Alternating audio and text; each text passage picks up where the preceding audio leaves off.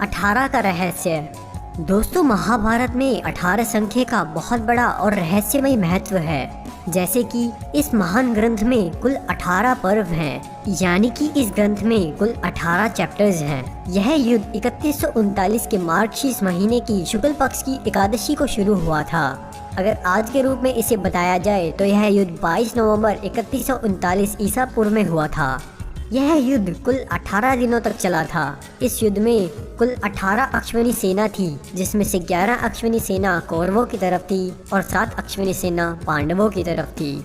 दोस्तों, एक अश्विनी सेना में 21,870 रथ, 21,870 हाथी, 65,610 घुड़सवार सैनिक और 1,09,335 पैदल सैनिक होते हैं। और आश्चर्य की बात तो यह है कि अगर हम इनमें से किसी एक संख्या को आपस में जोड़ें तब भी 18 ही आता है। दोस्तों, महाभारत का सबसे अहम हिस्सा है श्रीमद् भगवद गीता।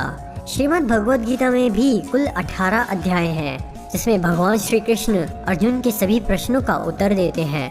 भगवद गीता आज भी हमारे जीवन के मार्गदर्शन का प्रमुख ग्रंथ है। दोस्तों, एक और रोचक बात यह है कि महाभारत के युद्ध के बाद कुल 18 ही योद्धा जीवित बचे थे, जिनमें से 8 योद्धा पांडवों की तरफ से थे, 5 द्रौपदी के बच्चे थे और 5 योद्धा कौरवों की तरफ से थे।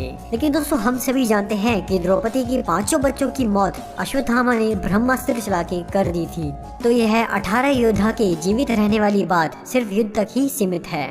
तो दोस्तों, 18 संख्या में ऐसा क्या खास है, इसे इतना महत्व क्यों दिया गया है, यह महाभारत का एक बहुत बड़ा रहस्य है।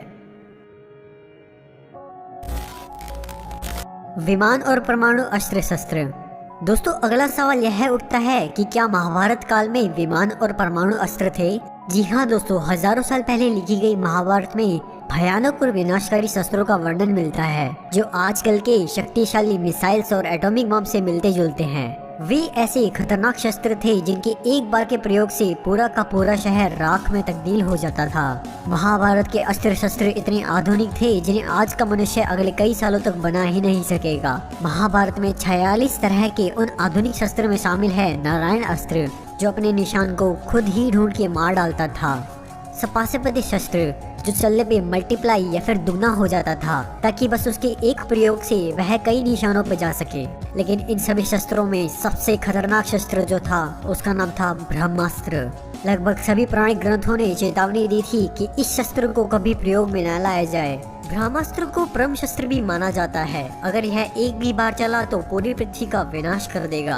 दोस्तों, महाभारत में विमानों का जिक्र भी मिलता है, जिनमें कई हजार किलोमीटर का सफर कुछ चंद मिनटों में ही तय हो सकता था। इन विमानों में रुकमा विमान मॉडर्न टेक्नोलॉजी से भरा हुआ था। लेकिन दोस्तों, इतने सालों पहले इतनी कमाल की और उच्च स्तरीय टेक्नोलॉजी आखिर आई कहां से, और आखिर यह गायब कहां हो गई?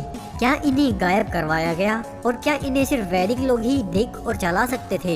इनका आविष्कार उस जमाने में आखिर हुआ कैसे? यह एक बहुत बड़ा अनसुलझा रहस्य है। अश्वत्थामा का रहस्य। गुरु द्रोणाचार्य के पुत्र अश्वत्थामा को भगवान श्री कृष्ण ने अमरता का श्राप दिया था, क्योंकि उसने युद्ध के दौरान ब्रह्मास्त्र का प्रयोग किया था। अश्वत्थामा के इस काम से श्री कृष्ण क्रोधित हो गए थे और उन्होंने अश्वत्थामा को श्राप दिया था कि वह वधों का पाप धोता हुआ अनंत काल तक निर्जन स्थानों पर भटकता रहेगा और उसके शरीर से सदैव रक्त की दुर्गंध आती रहेगी और वह बीमारियों से पीड़ित रहेगा। दोस्तों, आज भी अश्वत्थामा को जीवित देखे जाने के किस्से सामने आते हैं। मध्य प्रदेश के एक छोटे शहर बुरहानपुर के कई लोगों ने अश्वत्थामा को देखने का दावा किया है। ऐसा कहा जाता है कि अगर कोई इंसान अश्वत्थामा को देख लेता है तो वह किसी न किसी बीमारी का शिकार हो जाता है। बुरहानपुर के किले में एक शिव मंदिर भी है। ऐसा कहा जाता है कि अश्वत्थामा आज भी सुबह सुबह सबसे पहले यहाँ पे पूजा करने आता है।